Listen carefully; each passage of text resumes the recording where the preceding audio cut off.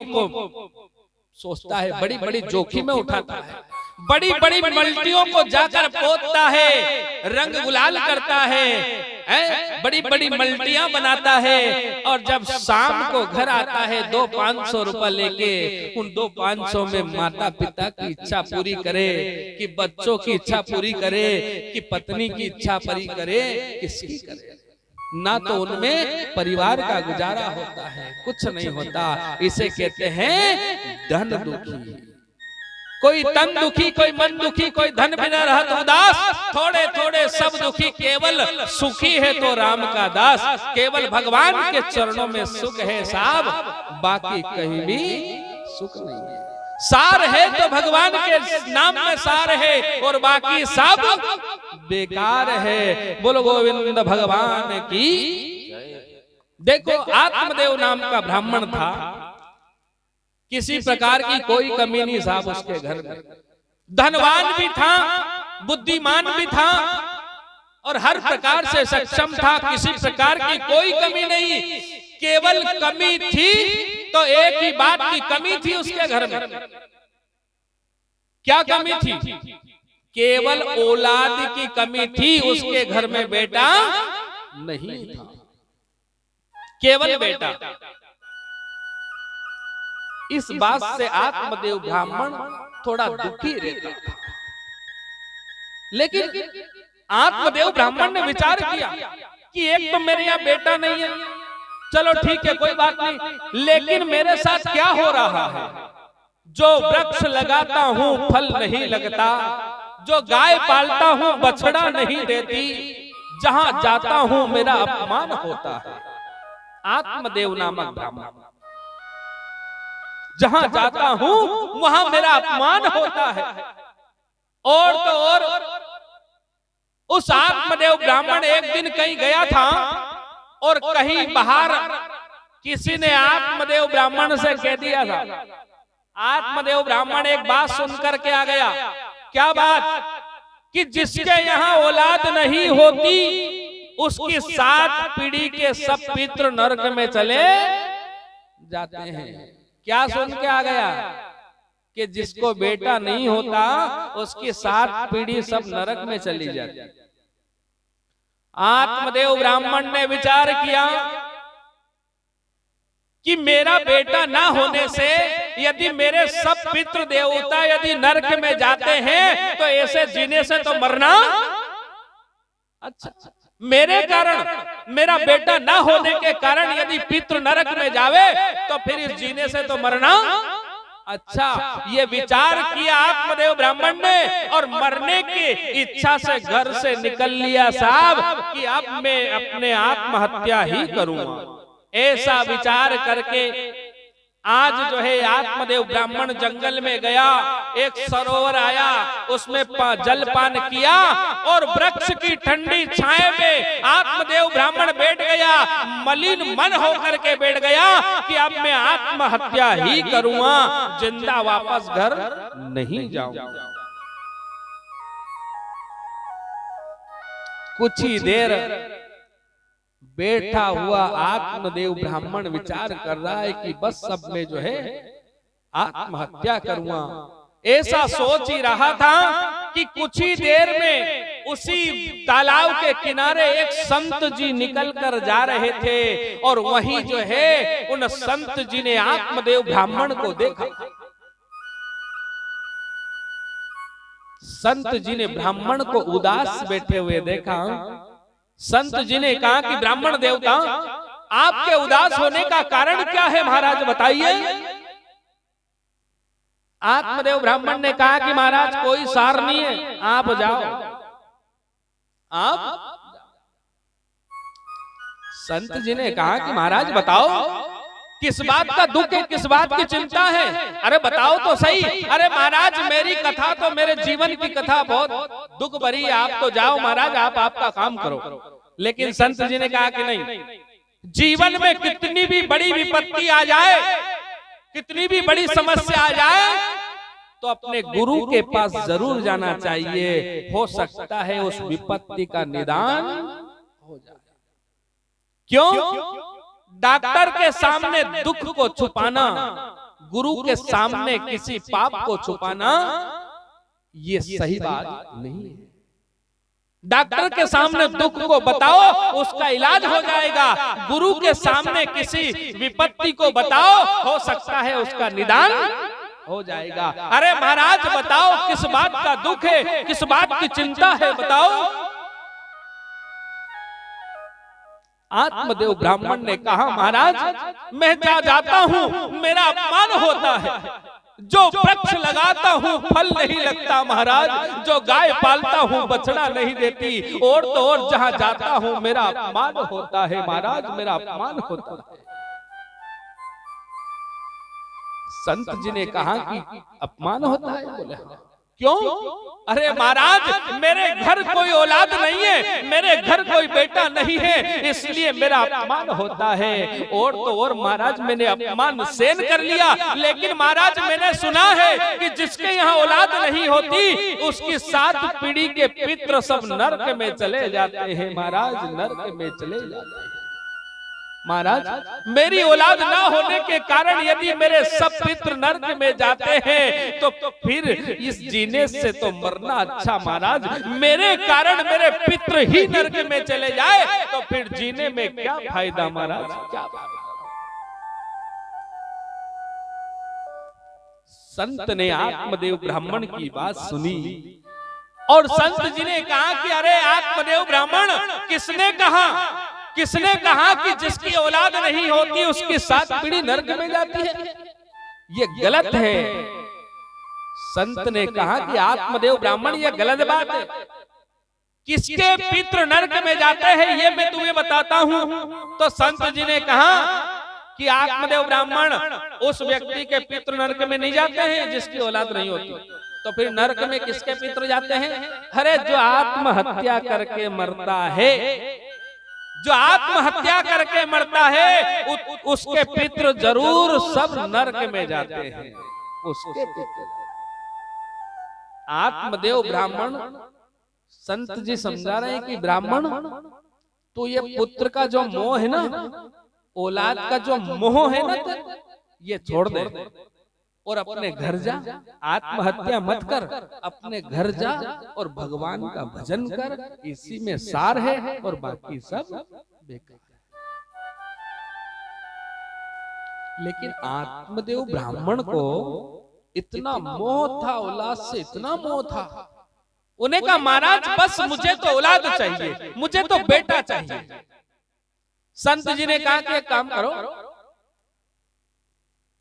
ये बेटे का मोह छोड़ दे, बेटा बेटी तो सब ये संसार की रीतियां हैं और इनका मोह छोड़ दे।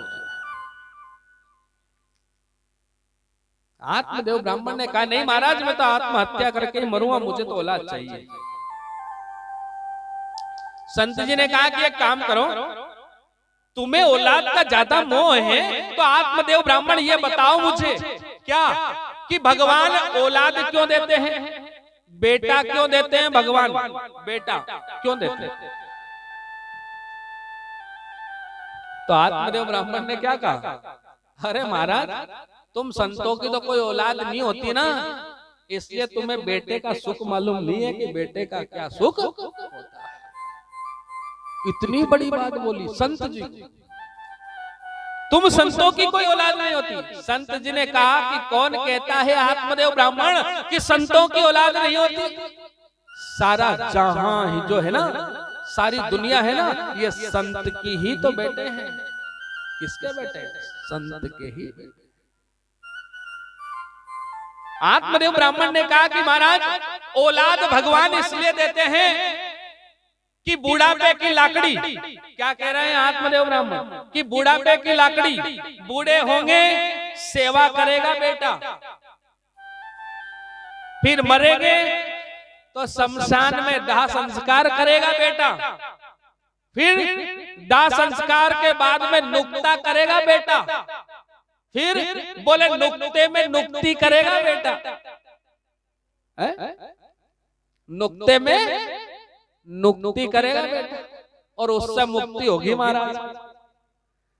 तो साहब ना तो नुक्ता से मुक्ति होती है ना नुक्ति से मुक्ति होती है। कैसे होती है?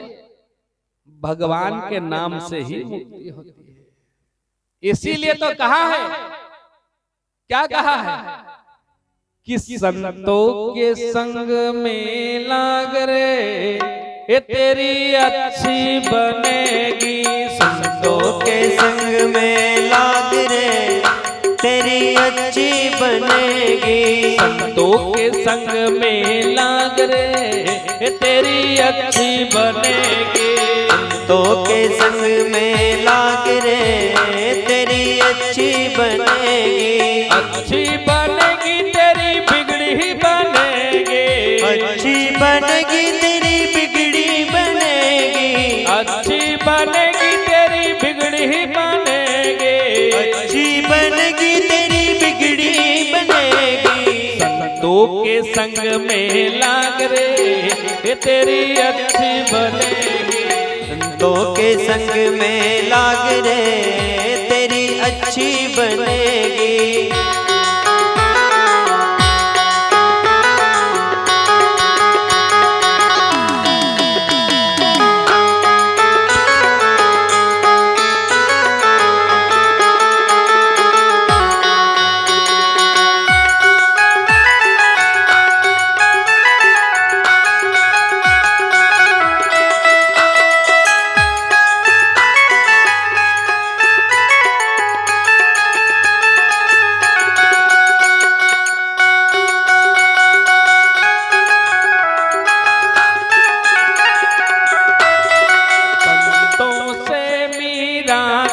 बन गई। संतों से मीरानी बन गई। संतों से मीरा की बन गई। संतों से मीरानी बन गई। खूब सुनायो राग रे कि तेरी अच्छी बनेगी।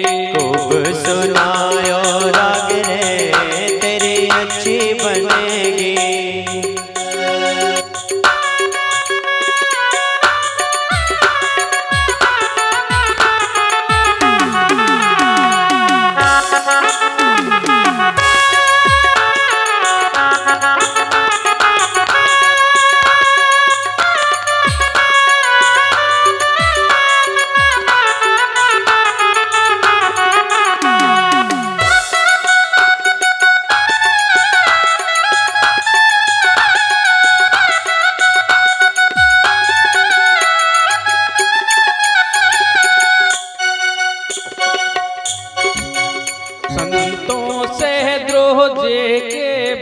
गए। संतों से जो लेके बन गए। संतों से द्रोह के बन गए। संतों से जो देके बन गए। चंदन हो गयो आगरे तेरी अच्छी बनेगी। चंदन हो गयो आगरे तेरी अच्छी बनेगी।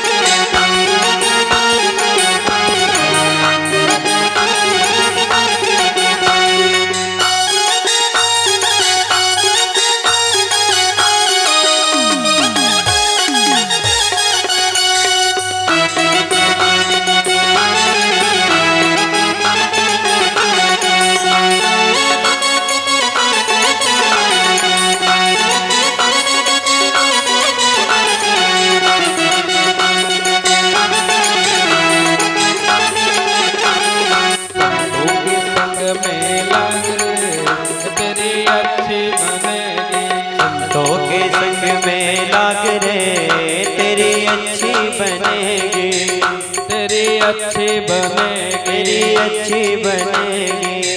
तेरी बिगड़ी बनेगी। बोल गोविंद भगवान की जय। आत्मदेव नामक ब्राह्मण को संत जी ने बहुत समझाया। कहा कि तू बेटे का पुत्र का मोह छोड़। संत जी ने तो इतना समझाया कि देखो तुम कह रहे हो। आत्मदेव नामक ब्राह्मण ने क्या कहा कि महाराज बेटा नाम चलाता है, बेटा नाम चलाता है। तो संत जी ने तो इतना कह दिया कि बेटा नाम नहीं चलाता, बेटा नाम कटाता है। कटाता है कैसे?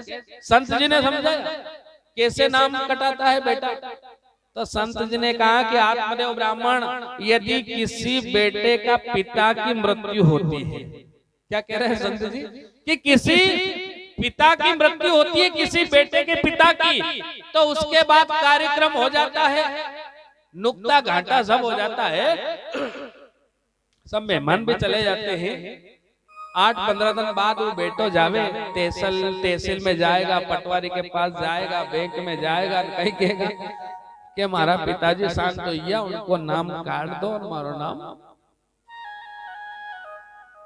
करे कि नहीं करे? कि करे कि नहीं करे बेटो, कि मारो नाम, उनको नाम काट दो, मृत्यु प्रमाण पत्र लगा दे के भी मरी गया, मारो नाम, उनको नाम काट दो और मारो नाम।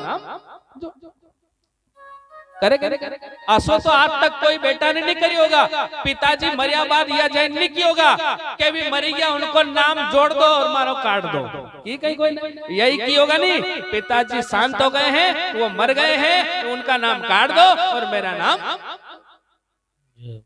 उसके बाद भी साहब आत्मदेव ब्राह्मण को बेटे का ऐसा मोह था, ऐसा मोह था, ऐसा मोह। उन्हें कहा महाराज यदि आप बेटे का वरदान नहीं दो, बेटे का आशीर्वाद नहीं दो, तो मैं आपके सामने ही आत्महत्या कर लूंगा। और आत्मदेव ब्राह्मण मरने के लिए तैयार हो गए। संत बड़े दयालु होते हैं, संत जी ने सोचा कि ब्राह्मण है मर जाएगा।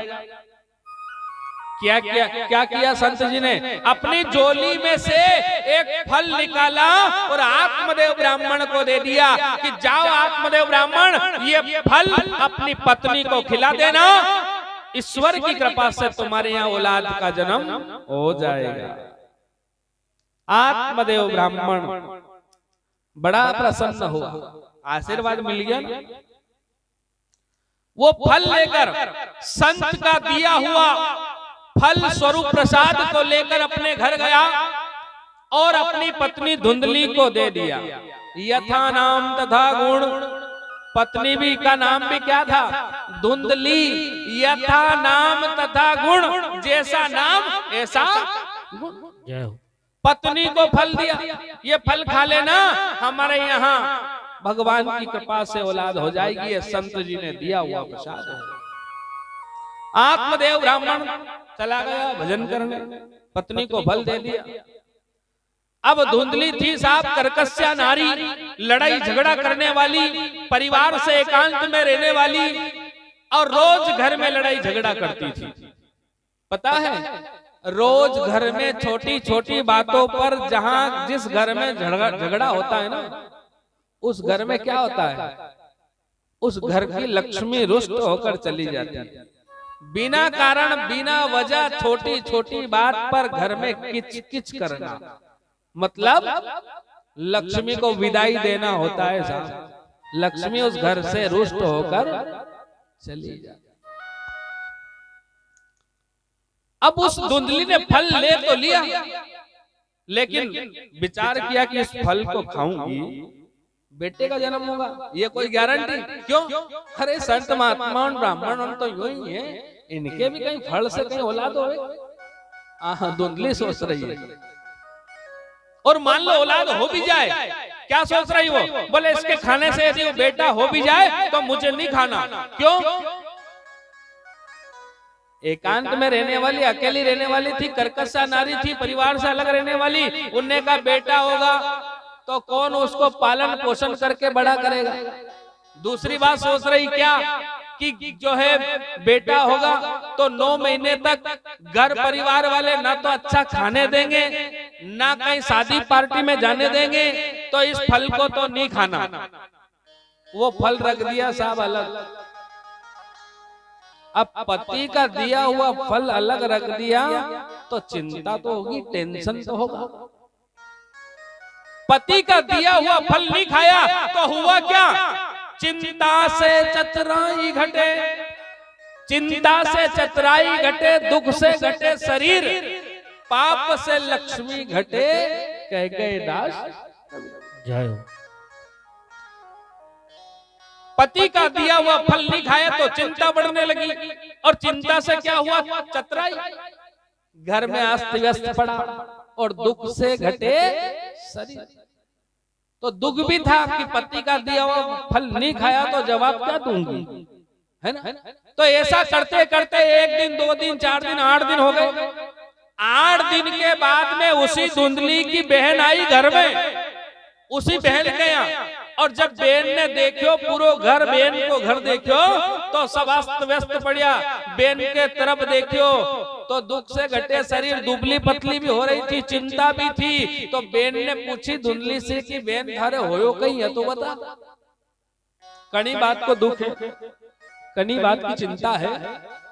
तो बहन धुंधली ने की कि क्या बताऊं बहन, तुम्हारे जीजा जी है नहीं? बोले हाँ, ये फल देकर गए मुझे और के गए कि इसको खा लेना, इसकी कृपा से, संत की कृपा से बेटे का जन्म हो जाएगा। और मैंने नहीं खाया। क्यों नहीं खाया? उन्होंने कहा इसलिए नहीं खाया कि कौन उसका लालन पालन करेगा, और छोटे बच्चे की माँ को अच्छा खाने नहीं देते घर वाले, पहनने ओढ़ने नहीं देते, कहीं शादी ब्याह में जावा नहीं दे, तो मैंने नहीं खायो। अब उनके जवाब कहीं दूंगा, आने बात को दुख है मारे। धुंधली की बहन ने यह बात सुनी तो कहीं की होगा बताओ? बेन एक सरी की, न्यू कह दो एक माजना की, है नहीं? तो धुंधली की बहन ने की कि एक काम कर, बढ़िया रियो नहीं खायो तो फिर उनके जवाब कहीं दूं, बढ़िया तो रियो पर उनके जवाब कहीं दूं। तो बहन ने की कि देख बहन, थारे यहाँ धन तो गंज है लेकिन खावाड़ा नहीं है। कहीं कह रही बहन कि थारे यहाँ धन तो बहुत है लेकिन खाने वाले नहीं, और हमारे यहाँ खावाड़ा गंज है पर खावा को नहीं। तो फिर उन्हें कहा 1 महीने का गर्भ है हमारे, 9 महीने बाद बालक होगा, वो थारे दे दूंगा, तू गर्भ को नाटक करती रहे, क्योंकि हमारे यहाँ धन नहीं है, हमारा पति जो है धन का लोभी है, और थोड़ा धन दे देगा तो उनको बालक तुम्हारा दे देगा। 2 बहन ने ऐसी जो है नाटक रची, ऐसी रची साहब, और आत्मदेव ब्राह्मण को खिलवा दिया उसने कि 9 महीने के बाद अपने यहाँ बालक का जन्म होगा। आत्मदेव ब्राह्मण भी बड़ा प्रसन्न। दोनों बहनों ने ऐसी माया रची और दोनों बहनों ने विचार किया कि इस फल का क्या करें। तो बेल ने की कि फल एक काम करो, बोले कहीं थारी गाय बछड़ो नहीं दे रही? नहीं। बोले हाँ, तो परीक्षा के लिए गाय को दे दो ये फल। तो परीक्षा के लिए वो संत का प्रसाद रूपी फल दिया था, वो गाय को दे दिया। लेकिन संत का प्रसाद जो है, आशीर्वाद कभी निष्फल नहीं होता साहब। संत गुरु का आशीर्वाद निष्फल नहीं होता। उन गाय को फल दिया ना, तो गाय जो बछड़ा नहीं दे रही थी, उसी गाय ने एक बालक का जन्म लिया साहब। उस गाय के गर्भ से बालक का जन्म हुआ। 9 महीने बाद में उस बहन के यहाँ भी बालक हुआ। वही पैसे के लोभ में बड़ी बहन धुंधली की गोद में सुला दिया। आत्मदेव ब्राह्मण को खिलवा दिया कि तुम्हारे यहाँ बेटे का जन्म हुआ है। तो आज आत्मदेव ब्राह्मण बड़ा प्रसन्न होकर के वेद आचार्य ज्योतिष आचार्यों को बुलाया, उसका नामकरण संस्कार करने लगते हैं। अब नामकरण करने लगे ना, तो धुंधली कहीं के आत्मदेव ब्राह्मण से कि महाराज हमारा बेटा को नाम, हमारा नाम जसो होना चाहिए। ज्योतिष आचार्य है, उन्होंने कहा ठीक है महाराज, इस बेटे का नाम तुम्हारी पत्नी के नाम जैसा होगा, तो क्या नाम रखा? बोले धुंधली का बेटा धुंधकारी। क्या नाम रख दिया? धुंधकारी नाम रख दिया। गाय को भी जो है गर्भ से बालक हुआ, लेकिन गाय के गर्भ से जन्म लेने के कारण शरीर तो मनुष्य का था, लेकिन कान उसके गाय के समान थे। उनका नाम भी गोकर्ण रखा। क्यों? आत्मदेव ब्राह्मण ने सोची कि हमारा बेटा को नाम एक ही माँ के ऊपर रखो, तो गाय का बेटा को नाम भी गाय के ऊपर ही होना चाहिए। तो उनको नाम कह रखो गोकर्ण। बोलो गोकर्ण महाराज की। धीरे धीरे आत्मदेव ब्राह्मण के घर में 2 बालक खेलते कूदते आंगन में, बड़ा आनंद होता है आत्मदेव ब्राह्मण को। छोटे छोटे बच्चे रहते हैं ना, आनंद तो आता है, लेकिन छोटे छोटे बच्चे छोटी उम्र में उन बच्चों का संस्कार दिया जाता है। वही आत्मदेव तो बड़ा प्रसन्न है साहब।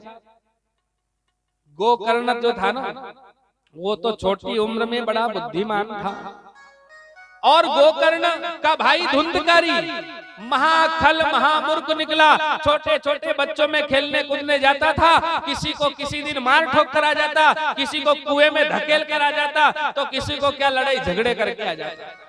आत्मदेव ब्राह्मण उस छोटे से बालक से ही बड़े तंग आ गए थे। जब धीरे धीरे बड़ा हुआ साहब, तो आत्मदेव ब्राह्मण तो और ज्यादा दुखी हो गए। क्यों? ब्राह्मण कुल में जन्म लेने के बाद भी आज जो है धुंधकारी मदिरा पान करता है, मांस भक्षण करता है, चोरियां करता है, ठगियां करता है। जब बेटे के कुकर्म देखे ना पिता ने, तो घर के कोने में बैठकर आत्मदेव ब्राह्मण रो रहा है और उन संत जी की बात को याद कर रहा है। कौन से संत जी? जिनने फल दिया था। आत्मदेव ब्राह्मण को बहुत समझाया था कि बेटा नाम नहीं चलाता है, बेटा नाम कटाता है। तो कौन सा बेटा नाम कटाता है? ऐसे धुंधकारी जैसे बेटे यदि घर में जन्म ले ले, तो वो पिता का नाम क्या, पूरी खानदान का नाम ही कटा देता है। देखो आज आत्मदेव ब्राह्मण रो रहे हैं कि ऐसी औलाद से तो नी औलाद ही अच्छा था, इसने तो मेरा सारा नाम डुबा दिया, सारा नाम कटा दिया है। रो रहे हैं, पिता रो रहे हैं। तो कहीं से गाय का जो बेटा था ना गोकर्ण, वो आए और पिता को रोते हुए देखा। गोकर्ण ने कहा कि पिताजी क्यों रो रहे हो? देख बेटा, तेरे भाई ने तो मेरा जो है नामो निशान मिटा दिया, ब्राह्मण कुल में जन्म लिया और ऐसे कुकर्म करता है। रो रहे हैं पिताजी। तो गोकर्ण तो बड़ा विद्वान था, संत का आशीर्वाद था। आज बेटे ने पिता को ज्ञान दिया कि पिताजी, इस संसार में कोई सार नहीं है, सार है तो केवल भगवान के नाम में सार। और ये सत्य बात है साहब। जितने भी रिश्ते नाते हैं सब स्वार्थ के रिश्ते नाते हैं। आप अच्छा काम करोगे तो सबको अच्छा लगेगा। घर में आपने देखा होगा, अच्छा काम करे तो अच्छा, और काम नहीं करो तो। कहने का मतलब यह है कि संसार में रहो, यहाँ तक ठीक है, लेकिन संसार हमारे अंदर रखो, ये ठीक नहीं है। ये बिल्कुल भी ठीक है। संसार में भले ही रहे, लेकिन ये संसार हमारे अंदर बसा ले, यही मनुष्य की जो है सबसे बड़ी भूल है। क्योंकि ये संसार असत्य बताया। बड़े बड़े ऋषि महात्मा संत बताते हैं कि ये संसार असत्य है। तो जब बड़े बड़े ऋषि महात्मा संतों को मालूम है कि ये संसार असत्य है, तो फिर भगवान को नहीं मालूम थी कि ये संसार असत्य है? भगवान को मालूम होना चाहिए, और होगा मालूम कि संसार असत्य है। तो फिर इस असत्य रूपी संसार में हमको उसने क्यों भेजा? जब उसको मालूम था कि ये संसार असत्य है, तो फिर इस असत्य रूपी संसार में हमको क्यों भेजा? हम क्यों आए? तो भगवान का कहना है कि असत्य रूपी संसार में ही सत्य है। क्या है? असत्य रूपी संसार में ही सत्य है, और उस सत्य को ढूंढो जाओ। तो इस असत्य रूपी संसार में हमको इसलिए भेजा कि इसमें सत्य है, उस सत्य को ढूंढो। तो सत्य कहाँ है, कैसे मिलेगा, अब ये अपन जाने। इतना बड़ा खर्चा क्यों करते हैं? इसलिए करते हैं कि जीवन जीने की शैली हमको पता लग जाए कि जीवन कैसे जिया जाए, है ना? जिस प्रकार दूध में घी नहीं दिखाई देता है, घी काय से बनता है? दूध का ही घी बनता है, लेकिन दूध में घी नहीं दिखाई देता है। कब? दूध से हमें घी कब प्राप्त होता है? जब उसका मंथन होता है, दूध को जमाया जाता है, दही बनाया जाता है और उसका मंथन किया जाता है, तब जाकर के उसमें से घी प्राप्त होता है। इसी प्रकार इस संसार में आत्मा का मंथन करो तो परमात्मा की प्राप्ति होती है, तब जाकर परमात्मा की प्राप्ति। तो इस संसार में जो है आज गोकर्ण महाराज अपने पिता को समझा रहे हैं कि पिताजी, इस संसार में कोई सार नहीं है। बड़े भाग्य मानुष तन पावा, सुर दुर्लभ सद ग्रंथ न गावा। क्या करें कि संसार में बड़े भाग्य है हमारे, जो उस परमात्मा ने सुंदर संसार में सुंदर मनुष्य तन देकर के भेज दिया। बताओ उस परमात्मा की कितनी बड़ी कृपा है कि संसार में भेज दिया। और भी बड़ी कृपा है मनुष्य बनाकर भेज दिया। और भी बड़ी कृपा है कि उच्च कुल में हमारा जन्म भगवान ने दिया। और भी बड़ी कृपा है कि ऐसे शुभ अवसर में जो है, ऐसे शुभ कार्य में वो परमात्मा हमको समय निकाल लेने देता है। ऐसी बुद्धि परमात्मा ने हमको दी। बताओ उस परमात्मा के कितने बड़े ऋणी होंगे हम।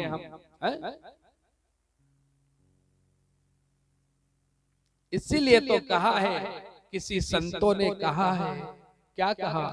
वेद व्यास जी महाराज को देखा उदास बैठे महाराज। नारद जी ने कहा कि महाराज उदासी का क्या कारण है?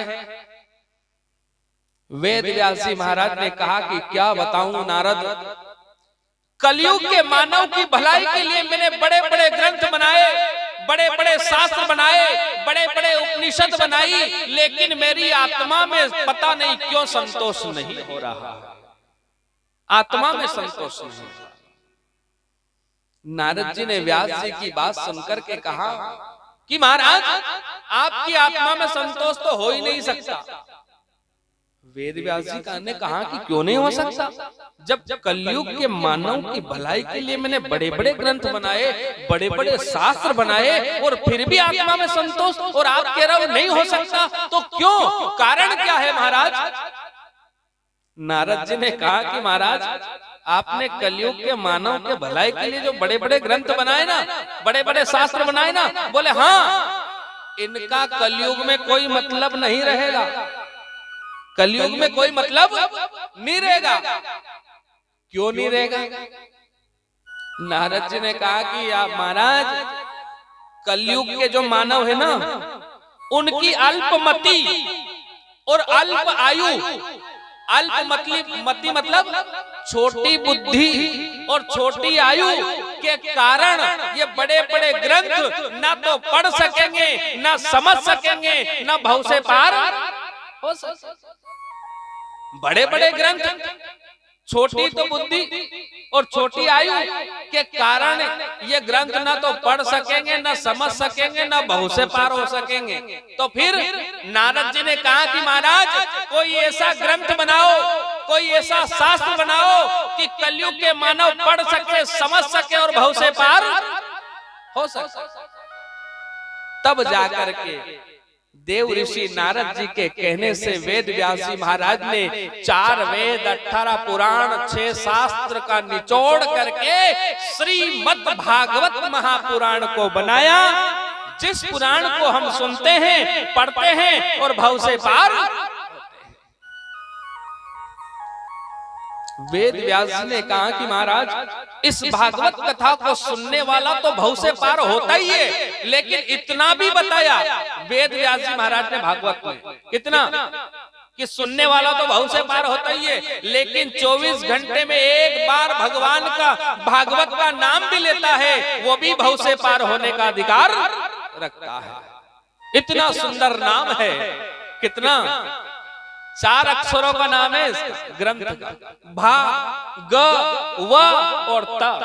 भा से भक्ति, ग से ज्ञान, व से वैराग्य और त से त्याग।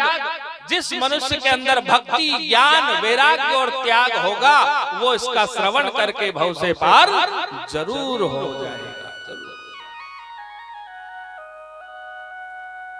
कई लोग, हम कथा करने जाते हैं, कई लोग हमसे आकर पूछते हैं, क्या पूछते हैं कि गुरुजी आपने कथा में बताया था, हाँ क्या बताया था कि भगवान कृष्ण ने गायें चराई, भगवान कृष्ण ने जो है रास लीला करी, महारास लीला करी, अकासुर, बकासुर, धेनुकासुर, शक्तासुर, त्रणावत सबको मारा। बोले हाँ बताया मैंने। तो क्या व्यास जी महाराज क्या उनके पीछे लीड लेके घूमे थे जो सब लिख दिया उन्होंने? बताइए। ऐसे ऐसे लोग भी हैं, क्या करो। बोले भगवान ने जो लीला करी तो क्या उनके पीछे व्यास जी महाराज लीट लेके घूमे थे तो सब लिख दिया उन्होंने भागवत में। अरे भैया पहले हम ये तो समझे कि वेद व्यास जी महाराज थे कौन, पहले उनके बारे में तो समझो कि वो कौन थे। जिनने भगवान की लीला का श्रवण किया, दर्शन किया, वो कौन थे। अरे वो स्वयं भगवान के ही अवतार थे, स्वयं भगवान के अवतार। जहां समाधि में बैठ जाते थे, आंख बंद कर लेते थे तो दुनिया के दर्शन उनको, तीनों कालों के दर्शन होते थे। ऐसे परम तेजस्वी जो है वेद व्यास जी महाराज थे।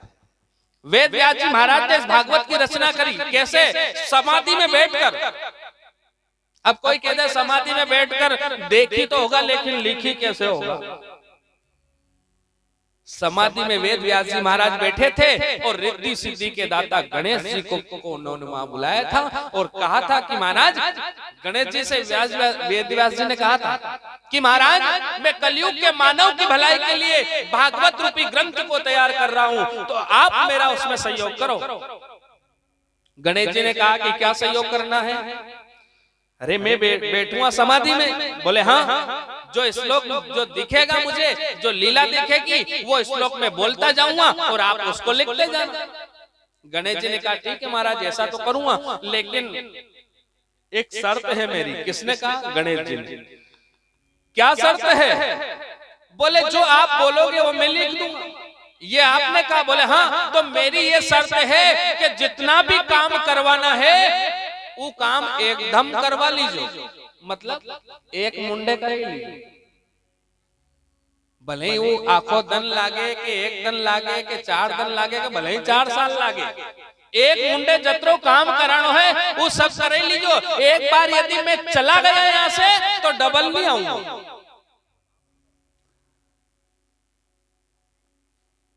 व्यास जी महाराज ने की कि देखो महाराज, गणेश जी ये तो बड़ी दुविधा वाली बात बता रहे हो। अरे ये तो ग्रंथ बना रहा हूँ, इसमें तो टाइम भी लग सकता है, 1 दिन 2 दिन 2 साल 3 साल लग सकता है। तो अपन तो दिन में काम करेंगे और फिर रात को अपने अपने घर जाएंगे। तो गणेश जी ने मना कर दी, नहीं बने साहब, दूसरों को देख लीजिए। अब आसो कोई पूरी पृथ्वी पे देख भी लियो, गणेश जी से ज्यादा बुद्धिमान कौन हो सकता है? कोई नहीं, है ना। व्यास जी ने कहा कि ठीक है महाराज, गणेश जी आपकी शर्त मंजूर है, एक मुंडे ही काम करेंगे, लेकिन मेरी भी एक शर्त है। कौन कह रहे? वेद व्यास जी महाराज कि मेरी भी एक शर्त है। बोले क्या? कि मैं समाधि में जो श्लोक बोलूंगा और आप लिखोगे। बोले हाँ। तो आप लिखने से पहले उस श्लोक को सोचना समझना और फिर लिखना। यदि मैं गलत बोल दूं और आप उसको गलत ही लिख दो तो ये कोई बात नहीं, उसको सोचना समझना। यदि सही है तो लिखना और गलत है तो उसको मत लिखना। गणेश जी ने की कि महाराज आपकी शर्त मंजूर है। क्यों? दुनिया में बुद्धि में ही तो बढ़ता हूँ, किसी के पास था मैं तो पटाख से सोच लूंगा, समझ लूंगा, लिख दूंगा। बोले ठीक है। बोले हाँ। आज वेद व्यास जी महाराज समाधि में बैठ गए, रिद्धि सिद्धि के दाता गणेश जी महाराज लेखनी पुस्तक लेकर बैठ गए और वेद व्यास जी महाराज को जो भगवान की लीला दिखती है वो श्लोक बोलते हैं और गणेश जी महाराज लिखने लग जाते हैं। ऐसा करते करते जैसे ही संध्या होती है, सूर्यास्त होने का समय होता है, वेद व्यास जी महाराज को घर जाने का समय होता है और वेद व्यास जी महाराज ने ऐसा श्लोक बोल दिया कि गणेश जी को सोचने समझने में 12 घंटे लगे। कितने? 12 घंटे। इतने में वेद व्यास जी महाराज अपना घर। तो इसी प्रकार रोज शाम पड़ती थी और वो ऐसा श्लोक बोल के चले जाते थे कि गणेश जी को सोचने समझने में ही 12 घंटे लगते थे। इस प्रकार वेद व्यास जी महाराज ने जो है इस भागवत रूपी ग्रंथ को तैयार कर दिया। बोलो गोविंद भगवान की जय। गोविंद बोलो प्रेम से, गोपाल बोलो रे। गोविंद बोलो प्रेम से, गोपाल बोलो रे। से गोपाल बोलो रे। गोविंद बोलो प्रेम से गोपाल बोलो रे।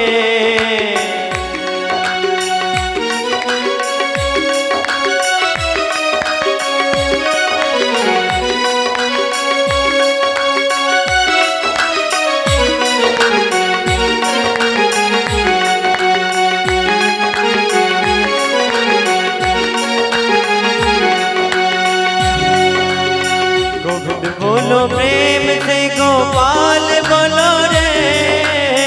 गोविंद बोलो प्रेम से गोपाल बोलो रे। गोविंद बोलो प्रेम से गोपाल बोलो रे। गोविंद बोलो प्रेम से बोलो रे।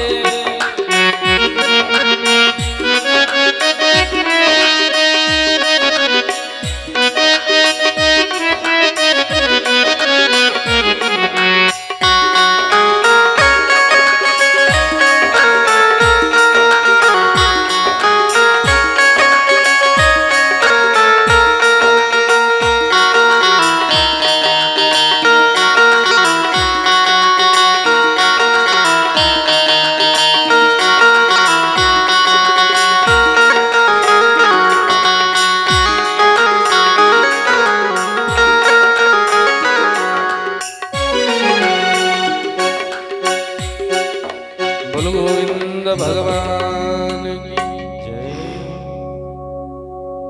तो इसी प्रकार वेद व्यास जी महाराज ने इस भागवत रूपी ग्रंथ को बनाया। क्यों? हम कलयुग के मानव के भला के लिए, कि कलयुग में जो मानव होंगे उनका भला हो जाएगा और उनका उद्धार हो जाएगा। देखो वेद व्यास जी महाराज ने कितनी सुंदर कथाएं लिखी। भक्ति, ज्ञान, वैराग्य, ऐसी कथा को लिख करके और जो है हम लोगों का उद्धार करने के लिए, भला करने के लिए उन्होंने ऐसे भगवान की लीलाओं की व्याख्या इस भागवत ग्रंथ के माध्यम से करके हमको बताया है। भक्ति, ज्ञान, वैराग्य। एक बार देव ऋषि नारद जी हर तीर्थ में, हर पूरे ब्रह्मांड में घूम रहे थे। उस समय साहब जहां नारद जी जाते थे वहां का दृश्य जब देखते थे तो बड़ा उनको दुख होता था। क्यों? जहां देखते थे वहां पर पाप ही पाप जो है नारद जी देखते हैं। जहां देखो वहां पाप। सारे तीर्थों में घूम करके देव ऋषि नारद जी जब वृंदावन में यमुना के किनारे निकल रहे थे तो यमुना के किनारे देव ऋषि नारद जी ने एक बड़ा दृश्य देखा। साहब क्या दृश्य देखा? एक तरुण वाला जवान स्त्री देव ऋषि नारद जी को बुला रही है, रोते हुए बुला रही है। और क्या कह रही है? कह रही है कि महाराज तुम आकर के मेरी दुख भरी कथा तो सुनते जाइए। वो देवी बुला रही है, अरे महाराज रुको रुको, आप जो है मेरी दुख भरी बात तो सुनते जाइए। और नारद जी जैसे ही वहां गए तो वहां जाकर के देव ऋषि नारद जी ने देखा कि दो वृद्ध मनुष्य भी पड़े हुए हैं, बूढ़े मूर्छित। नारद जी ने जाकर के उस देवी जवान स्त्री से पूछा कि देवी ये कौन है और तुम कौन हो? उस जवान स्त्री ने कहा कि महाराज ये दो है ना मूर्छित पड़े हैं। बोले हाँ ये दो मेरे बेटे हैं, एक का नाम ज्ञान है और एक का नाम वैराग्य है और मेरा नाम भक्ति है। नारद जी ने कहा कि ये तुम्हारे बेटे हैं? बोले हाँ। ये कैसा हो सकता है? माँ तो जवान है और बेटे बूढ़े मरने पर चले, ये कैसे हो सकता है? उस भक्ति ने कहा कि महाराज बस यही तो दुख है, यही तो समस्या है कि मैं जवान हूँ और मेरे बेटे बूढ़े हो गए हैं। महाराज लोग लाज से मेरा कलेजा फटता है। महाराज यही तो दुख है कि मैं जवान क्यों हूँ और मेरे बेटे बूढ़े क्यों हो गए। महाराज इनका बुढ़ापा दूर करो, महाराज बुढ़ापा दूर करो।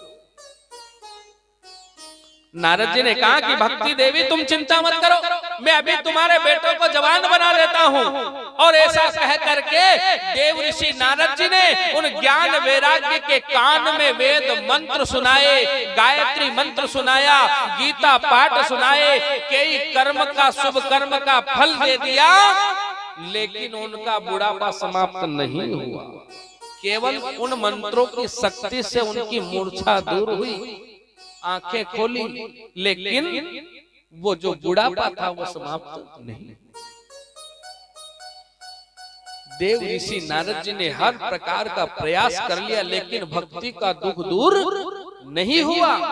तो नारद जी ने भक्ति देवी से कहा कि देवी तुम चिंता मत करो, तुम्हारा दुख दूर होने का कोई न कोई उपाय मैं जरूर ढूंढ करके लाऊंगा, तुम इनकी सेवा करो और मैं उपाय ढूंढ करके लाता हूँ। जब देव ऋषि नारद जी सारे ब्रह्मांड में घूम गए, लेकिन भक्ति के दुख दूर होने का कोई उपाय नहीं मिला, तो देव ऋषि नारद जी बद्री का आश्रम में आकर उदास बैठ गए। क्यों उदास क्यों बैठ गए? इसलिए बैठ गए कि मैं भक्ति का दुख दूर नहीं कर सका, उदास बैठ गए। कुछ ही समय के बाद में बद्री का आश्रम में सनक सनंदन सनत कुमार ऋषि आए, और इन संत कुमार ऋषि ने देखा नारद जी को उदास चिंतित देखा, तो संत कुमार ने कहा कि महाराज आप तो भगवान के सबसे प्रिय भक्त हो और आप तो सदा प्रसन्न रहने वाले हो। अरे जो कोई जहां पर कोई उदास रहता है वहां तुम चले जाते हो तो उनकी उदासी दूर हो जाती है, उनका दुख दूर हो जाता है, तो तुम स्वयं उदास क्यों बैठे हो महाराज? क्या कारण है उदासी का? तब नारद जी ने कहा कि क्या बताऊं संत कुमारों, दुनिया की ये हालत है कि मैं जहां गया वहां पाप ही पाप देखा, मैंने धर्म का नामो निशान नहीं देखा। और तो और जब मैं वृंदावन गया और वृंदावन में जब भक्ति और ज्ञान वैराग्य की दशा देखी, मुझसे देखी नहीं गई। और जैसे ही मैं भक्ति के दूर होने का कोई उपाय ढूंढ रहा था, लेकिन मुझे नहीं मिला, तो मैं उदास आकर के यहाँ पर बैठा हूँ कि भक्ति का दुख कैसे दूर होवे, वो ज्ञान वैराग्य जवान कैसे होवे। महाराज इसका उपाय नहीं मिला तो मैं यहाँ उदास बैठा हूँ। सनकादिक ऋषियों ने कहा कि महाराज भक्ति का दुख दूर ऐसे नहीं होगा, उनके बेटे जवान ऐसे नहीं होंगे। क्यों? पहली बात तो ये देखो कि भक्ति जवान क्यों है और उनके बेटे बूढ़े क्यों हो गए, इसका क्या कारण है? सनकादिक ऋषियों ने नारद जी से बताया कि भक्ति जवान क्यों है और बेटे बूढ़े क्यों हो गए, बताओ महाराज। तो सनकादिक ऋषियों ने कहा कि देव ऋषि नारद, भक्ति जवान इसलिए है कि लोगों के अंदर भक्ति तो है लेकिन ज्ञान और वैराग्य नहीं है। भक्ति तो है लेकिन ज्ञान वैराग्य नहीं, तो भक्ति क्या है, ज्ञान क्या है और वैराग्य क्या है? भक्ति किसे कहते हैं? भक्ति कहते हैं घर से चलकर कथा तक आना, पंडाल तक आना, घर से चलकर मंदिर तक जाना, घर से चलकर कहीं तीर्थ में जाना, वहां तक तो भक्ति। लेकिन अब आती है ज्ञान की बारी, कथा पंडाल तक तो आए, लेकिन इधर उधर की बातें करना, वो ऐसा तो ये ऐसा, महाराज कथा कर ही रहे हैं, अपना ध्यान कहीं है, टाइम पास, चलो यहाँ कहीं बैठा वहीं मजो लाना, तो यहाँ मजा नहीं आवे, यहाँ तो आनंद आवे, है नहीं? ये जगह काहे की है? मजा लेने की नहीं है, काहे की है? आनंद लेने की, सत चित और आनंद। भागवत में पहला श्लोक आता है कौन सा? सच्चिदानंद रूपायो विश्वोत्पत्त्यादि हेतवे तापत्रय विनाशाय श्री कृष्णाय वयं नमः। कौन सा श्लोक? सच्चिदानंद रूपा। पहला शब्द कौन सा है भागवत में? जो पहला श्लोक है, और पहले श्लोक का भी पहला शब्द कौन सा है? सच्चिदानंद। सच्चितानंद, सत चित और आनंद। सत्य क्या है, चित क्या है और आनंद क्या है? सत चित और आनंद। सत्य भी परमात्मा है, चित भी परमात्मा है और आनंद भी परमात्मा है। जैसे ये ब्रह्मांड, ये संसार, जब ये संसार नहीं था तो भी शेष परमात्मा थे, और ये संसार है तो भी शेष परमात्मा है, और ये संसार नहीं रहेगा तो भी शेष परमात्मा। शेष सागर, जब प्रलय काल, ये दुनिया नहीं थी उस समय क्या था? प्रलय काल। और प्रलय काल किसको कहते हैं? शेष सागर को। शेष सागर मतलब शेष सागर में शेष कौन है? शेष नारायण परमात्मा है ना। जिस प्रकार ये संसार नहीं था तो भी परमात्मा, ये संसार है तो भी केवल शेष परमात्मा है, और ये संसार नहीं रहेगा तो भी शेष केवल परमात्मा रहेगा। जिस प्रकार, समझना, जिस प्रकार एक सोने की ईंट, उसको क्या कहेंगे हम? सोने की ईंट को क्या कहेंगे? सोना। जब उसको टुकड़े टुकड़े करवा करके अलग अलग गहना बना दो तो अलग अलग गहने बन जाएंगे, लेकिन रहेगा क्या? सोना। और फिर उन गहनों को सबको इकट्ठा करके कूट पीट के इकट्ठा कर दो तो क्या रहेगा? सोना। ईंट भी सोने की, सोना था, ईंट थी तब भी सोना था, गहने बन गए तो भी सोना था, और गहने को सबको इकट्ठा कर दिया तो भी सोना। तो ये संसार नहीं था तब भी परमात्मा शेष थे, ये संसार है तो भी केवल परमात्मा है, और ये संसार नहीं रहेगा तो भी केवल परमात्मा ही शेष रहेगा।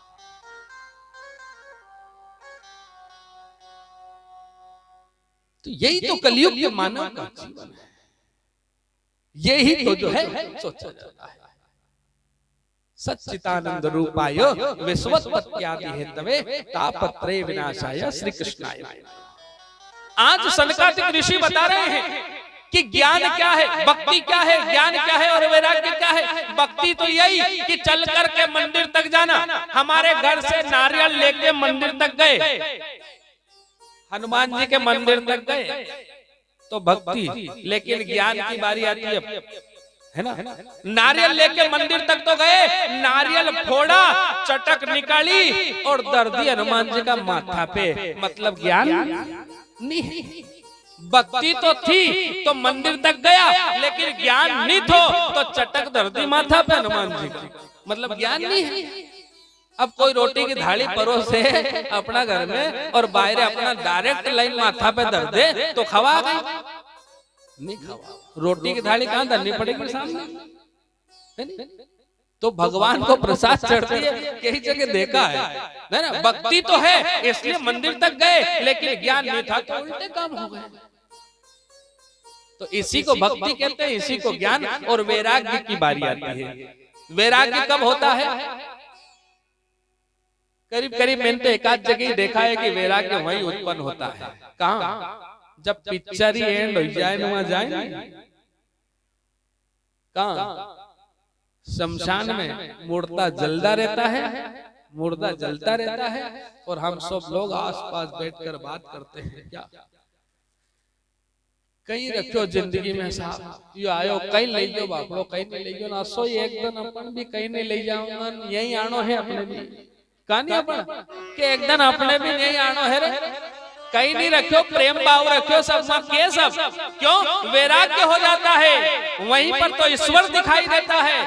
और कहीं वैराग्य नहीं होता, वहां तो कहते हैं साहब कि कहीं भी रखो साहब, सब एक दिन नहीं आनो है, प्रेम भाव से ही रहनो साहब। आप बस वहां से थोड़ा निकलिया और फिर वही माया, वही मेरा तेरा, मेरा तेरा।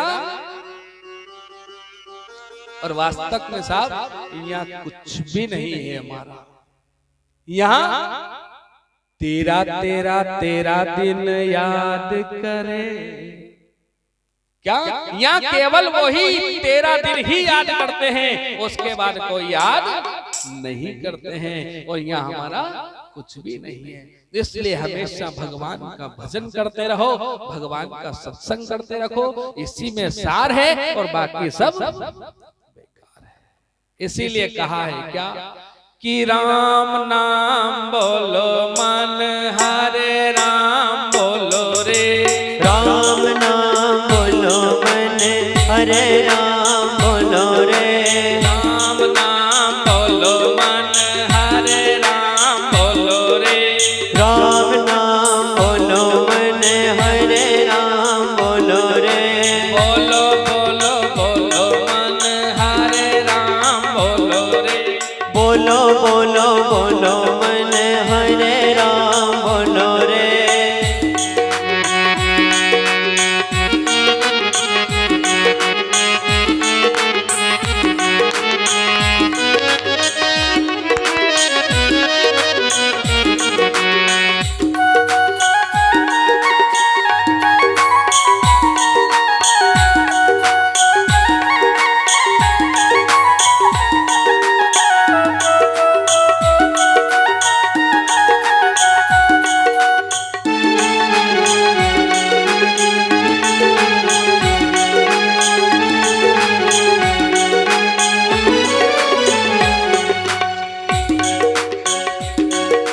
धीरज धर्म मित्र मोर नारी।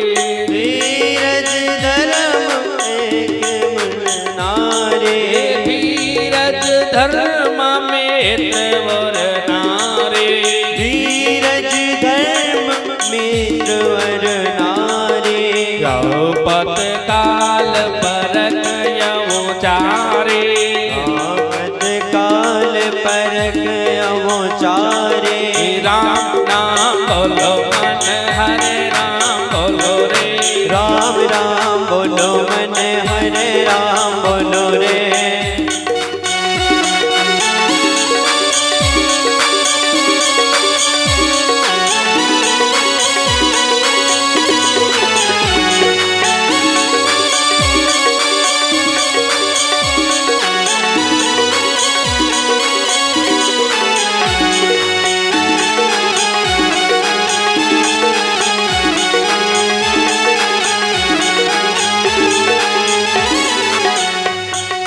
मंगल भवनय मंगल हारे।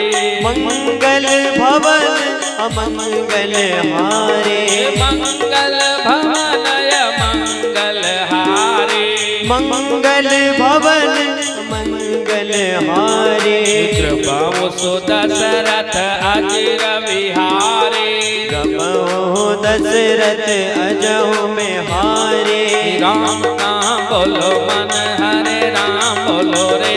राम नाम बोलो मन हरे राम बोलो रे। हरे राम बोलो रे। बोलो रे। हरे राम बोलो रे। राम नाम बोलो मन बोलो रे। बोलो गोविंद भगवान की। तो इसी प्रकार वेद व्यास जी महाराज ने भागवत में बताया है कि सनकादिक ऋषि नारद जी से कह रहे हैं कि देखो नारद, भक्ति जवान क्यों है कि लोगों के अंदर भक्ति तो है लेकिन ज्ञान और वैराग्य नहीं है, इसलिए ज्ञान वैराग्य बूढ़े हो गए हैं और भक्ति जवान है। वो है तो जवान है और वो ज्ञान वैराग्य नहीं है तो वो बूढ़े हो गए। तो नारद जी ने कहा कि महाराज जब ऐसा है तो उपाय बताओ कि ज्ञान वैराग्य जवान कैसे होंगे।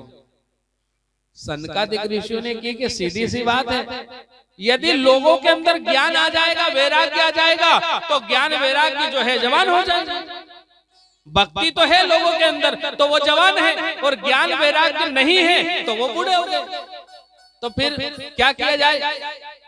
तो सनकादिक ऋषियों ने कहा कि महाराज कोई ऐसा उपाय करो कि लोगों के अंदर ज्ञान आ जाए वैराग्य आ जाए तो भक्ति का दुख दूर हो जाएगा।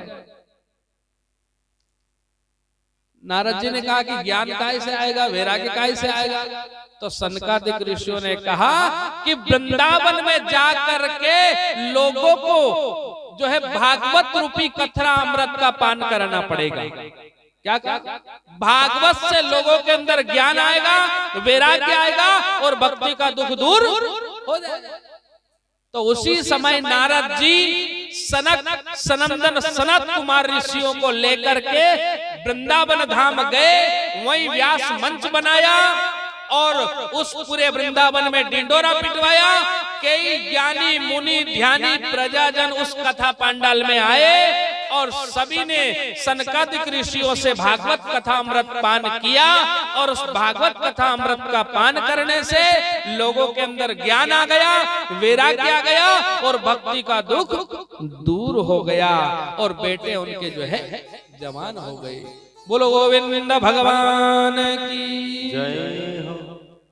इसी प्रकार देखो उन सनकादिक ऋषियों ने भागवत कथा अमृत में बताया गया कि संसार में भक्ति कोई दुख थोड़ी था।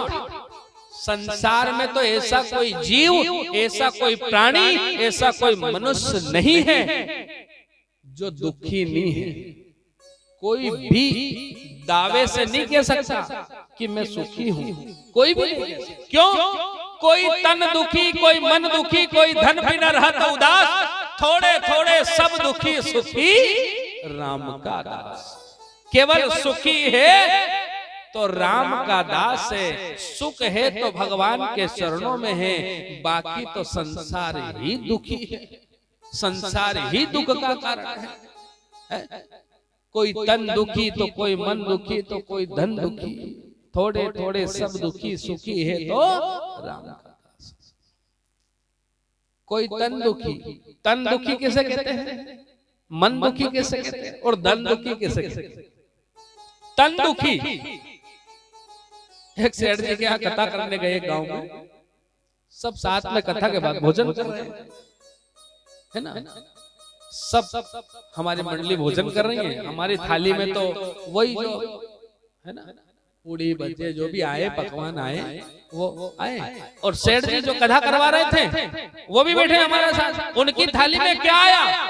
एक रोटी बिना चोपड़ी, दाल आई मूंग की, वो भी बिना बघारी, उस मूंग की दाल का पानी, वो भी पानी, मूंग की दाल। मैंने उनकी थाली में देखा और मैंने पूछा, मैंने कहा सेठ जी ये क्या है?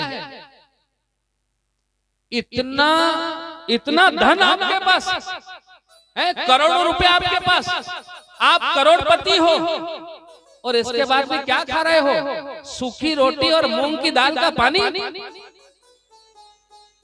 वो के क्या करे गुरुजी, ये सब डॉक्टर ने बंद कर दिया, ये कुछ खा लूंगा तो मर जाऊंगा। देख लो, करोड़ों की प्रॉपर्टी, करोड़ों रुपए का धन है उनके पास, लेकिन खा नहीं सकता। तो फिर वो क्या काम करता? इसे कहते हैं तन दुखी है तो सही, लेकिन खा नहीं सकता, तन दुखी। मन दुखी कैसे? सोचता है रात को बिस्तर पे डल्लक के गद्दे पे सोया, सो रहा है, क्या सोच रहा है? सोया सोच रहा है क्या कि आज तो इतनी जमीन ले ली, वो बंगला भी खरीद लिया और अब ऐसा करना है, वैसा करना है, और ये सब काम निपट जाए तो फिर एक बेटा है उसकी शादी करना है। क्या सोच रहा? बिस्तर पे पड़े रात को सोच रहा। क्या सोच रहा? बेटे की शादी करनी है, सब काम हो गया और अच्छी बहू लाएंगे, संस्कारी बहू लाएंगे, ज्ञानी बहू लाएंगे, संस्कारी बहू लाएंगे। और धनवा पहली पतो चलियो कि छोरो तो नौकरानी लेके ही रफू चक्कर। इसे कहते हैं मन दुखी। कभी बेटी नहीं सुनती तो कभी बेटा नहीं सुनता, इसे कहते हैं मन दुखी। अब तन दुखी हो गया, मन दुखी हो गया, अब धन दुखी कैसे कहते हैं? बेचारा एक मजदूर आदमी दिन भर, चाहे सर्दी हो, चाहे गर्मी हो, चाहे बारिश हो, बड़ी बड़ी जोखिम